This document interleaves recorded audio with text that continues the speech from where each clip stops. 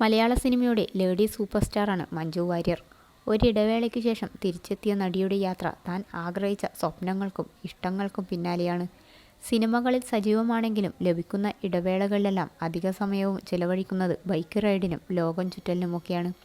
എല്ലാവരെയും ഞെട്ടിച്ചുകൊണ്ട് കുറച്ചു മാസങ്ങൾക്ക് മുമ്പായിരുന്നു 23 ലക്ഷം രൂപ വില വരുന്ന BMW adventure bike Manju Warrier സ്വന്തമാക്കിയത്.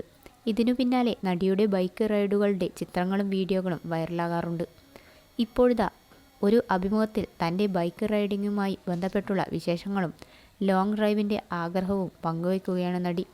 അടുത്തിടെയാണ് മഞ്ജു തൻ്റെ ബൈക്കിൽ രാത്രി നഗരം ചുറ്റുന്ന വീഡിയോ പങ്കുവച്ചത്. അത് വൈറലായി മാറിയിരുന്നു. മാത്രമല്ല കുറച്ചു നാളുകൾക്ക് മുൻപ് ചെളി പറ്റിയ ബൈക്കിനൊപ്പം നിൽക്കുന്ന ചിത്രങ്ങളും താരം തന്നെ സമൂഹ മാധ്യമങ്ങളിൽ പങ്കുവച്ചിരുന്നു.